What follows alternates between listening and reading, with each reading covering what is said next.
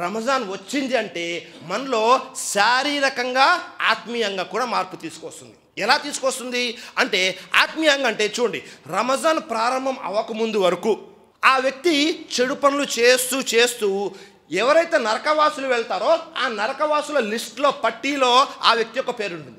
రమజాన్ ప్రారంభమైంది అంటే ఆ వ్యక్తి ఎలాంటి పుణ్యకార్యాలు చేస్తాడు, ఎంత పుణ్యాత్ముడు అయిపోతాడు అంటే నరకవాసులో ఉన్న పేరు కాస్త స్వర్గవాసుల పేరులోకి వెళ్ళిపోతుంది. దైవప్రవక్త ముహమ్మద్ సల్లల్లాహు అలైహి వసల్లం తెలియజేశారు, తిర్మిజీ మరియు ఇబ్నే మాజా యొక్క హదీస్, వలిల్లాహి ఉతకావు మినన్నార్ వజాలిక కుల్ల లైలా.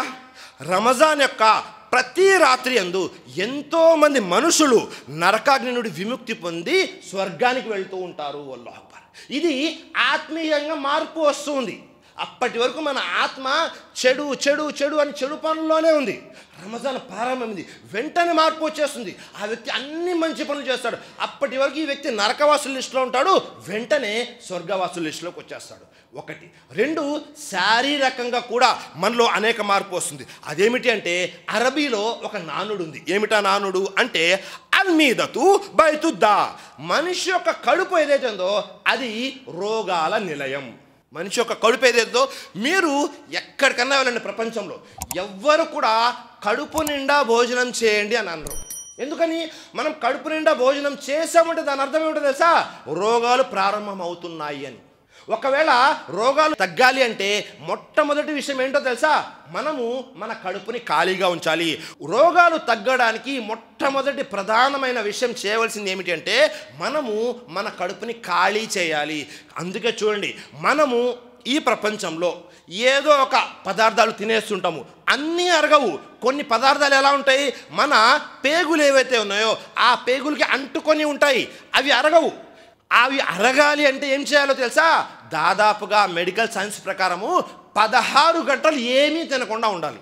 అప్పుడేమవుతుంది, ఏవైతే మన పేగులకి అంటుకొని ఉందో చెడు అది కాస్త అరిగిపోతుంది. అలా చూడండి, ఆత్మీయంగా మనకు నరకవాసుల నుంచి స్వర్గవాసులకు తీసుకెళ్తున్నాడు.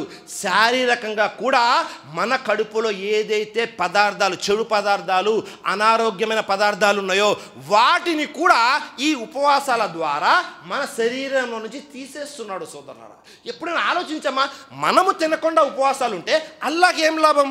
అల్లాహకి ఏమైనా లాభమా? మనం ఆహారం తినకపోతే, మనం నీరు తాగకపోతే?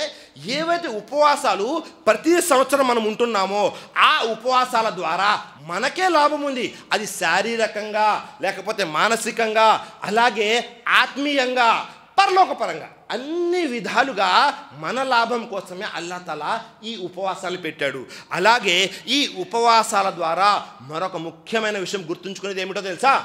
మనము ఎంత ఎండలో వచ్చినా ఎవ్వరు చూడటం లేదు, ఏమైనా ఆహార పదార్థాలు తింటామా? తినం. మన మనసులో ఉన్న ఆలోచన ఏమిటి? అల్లాహ్ చూస్తున్నాడు. అవునా కదా? చిన్న పిల్లలు కూడా ఆకలేస్తూ ఉంటే, అమ్మ ఆకలేస్తుంది, ఏమైనా తిన్ననా, రంజాన్ నెల కదా అని వచ్చి పిల్లలు కూడా అడుగుతూ ఉంటారు తల్లిదండ్రుల్ని. ఎందుకని? అల్లాహ్ చూస్తున్నాడు అన్న ఆలోచన. అల్లాహ్ చూస్తున్నాడు అన్న ఆలోచన రంజాన్ నెలలో ఎలాగైతే ఉందో, మిగతా 11 నెలలు పూర్తి సంవత్సరం కూడా అల్లాహ్ మనల్ని చూస్తున్నాడు అన్న ఆలోచనలో ఉండాలి. అప్పుడేమవుతుంది, మీరు ఎక్కడికి వెళ్ళినా చెడు చేయరు, మీరు ఎక్కడికి వెళ్ళినా చెడు వినరు, చెడు మాట్లాడరు. ప్రతి చెడు నుండి మిమ్మల్ని మీరు కాపాడుకుంటారు, తప్పించుకుంటారు సోదరులారా.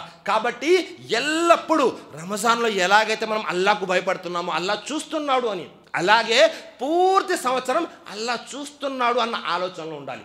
అలాగే మరొక ముఖ్య విషయం అదేమిటి అంటే, మనం ఏమనుకుంటామంటే ఉపవాసాలు ఉన్నామండి, ఇంకా ఏం పని చేయకూడదు, ఇంట్లో ఉన్నామా, ఏసీ వేసుకుని పండుకున్నాము, నమాజ్ టైం అయిందా, మస్జిద్కి వచ్చాము, అంతే, ఇంకా రంజాన్లో ఇంకా ఏ కష్టం ఉండకూడదు అన్న ఆలోచనలో ఉంటాము. సోదరులారా, మనం ఇక్కడికి వచ్చింది ఎందుకు? ఈ ప్రపంచంలో సృష్టికర్త అల్లాహ్ తఆలా తెలియజేస్తున్నాడు, లఖద్ ఖలఖనల్ ఇన్సాన ఫీ కబద్. మేము మనిషిని నిత్య కష్టాల్లో సృష్టించాము. మనం ఈ ఇహలోకంలో ఉన్నాము అంటే ఖచ్చితంగా కష్టాలు రావాలి. ఈ ఇహలోకంలో ప్రశాంతంగా ఉండడానికి మనం రాలేదు. జంగే బదర్ ఏదైతే జరిగిందో అది రంజాన్ మాసంలో జరిగింది. ఉపవాసాలు ఉండి సహాబాలు యుద్ధం చేశారు. మనం ఉపవాసాలు ఉండి కనీసం కష్టపడలేమా? ఫతే మక్కా ఏదైతే ఉందో అది కూడా రంజాన్ మాసంలోనే జరిగింది. కాబట్టి మనం ఇక్కడ ఉపవాసాలు ఉన్నాము అంటే మిగతా పనులేమి చేయొద్దు అని కాదు. మనం ఏదైతే ప్రతిరోజు చేస్తామో ఆ పనులన్నీ కూడా చేసుకోవాలి. అలాగే ఈ ఇహలోకం ఏదైతే ఉందో ఇది దారుల్ అమల్. అంటే ఏమిటి? ఇక్కడ కష్టపడేటటువంటి విషయం కేవలం ఇక్కడే ఉంది. దారుస్థలం ఎక్కడుంది? ఆఖిరత్లో ఉంది. దారుస్థలం మనకి దొరకాలి అంటే ఈ ఇహలోకాన్ని దారుల్ అమలుగా చేసుకోవాలి. చేయాల్సిన ప్రతి పని ఇక్కడే చేసుకోవాలి. ఆ తరువాత పైకి వెళ్ళాము అంటే ఆఖిరత్లో కేవలం దారుస్థలం ఉంటుంది. ఎవరైతే విశ్వాసులు ఉన్నారో వారందరికీ కూడా దారుస్థలం పైన ఉంది. ఇహలోకంలో సుఖంగా శాంతియుతంగా ఉండాలి అన్న ఆలోచన ఉండకూడదు సోదరులారా. కాబట్టి ఈ విషయం కూడా చాలా ముఖ్యమైనది. ఈ విషయాలన్నీ ఒకవేళ మనం చేసాము అంటే ఇప్పుడు కొన్ని రోజుల రంజాన్ ఏదైతే రాబోతుందో దాని ద్వారా మీ జీవితంలో నా జీవితంలో అనేక మార్పులు వస్తాయి. అలా కాకుండా ఏదో విన్నామండి, ఇంటికి వెళ్ళామండి, మళ్ళీ మర్చిపోయాము. రంజాన్ వచ్చింది అంటే రంజాన్ పూర్తిగా వెళ్ళిపోతుంది, చూస్తూనే ఉన్నారు. చివరి రోజు కొత్త బట్టలు కొనాలని టైం అయిపోతుంది. రేపే పండగ, ఎంతసేపు కొత్త బట్టలు ఎక్కడ కొనాలి, లేకపోతేనేమో కొత్త వంటకాలు ఎక్కడ దొరుకుతాయి, ఈ ఆలోచన కాదు. రంజాన్ వెళ్ళిపోతుంది, నేను మరి పుణ్యాలు సంపాదించుకున్నానా లేదా పరిశీలన చేసుకోండి. వెళ్ళిపోయిన తర్వాత కంటే ఇప్పుడే పరిశీలన చేసుకోండి. ఇప్పుడే రంజాన్లో ఏమేమి మంచి పనులు చేయాలి, పుణ్యకార్యాలు ఎలా చేసుకోవాలి, అస్తగ్ఫార్ ఎలా చేయాలి, దువాలు ఎలా చేయాలి, నమాజులు ఎక్కడ చేయాలి, అన్ని విషయాలు ఇప్పుడే ప్లాన్ చేసుకోండి. మళ్ళీ మన జీవితంలో ఈ రంజాన్ వస్తుందో రాదో గ్యారంటీ లేదు. ఒకవేళ ఇది వచ్చింది అంటే మరొక రంజాన్ దొరుకుతుందో లేదో తెలియదు సోదరులారా.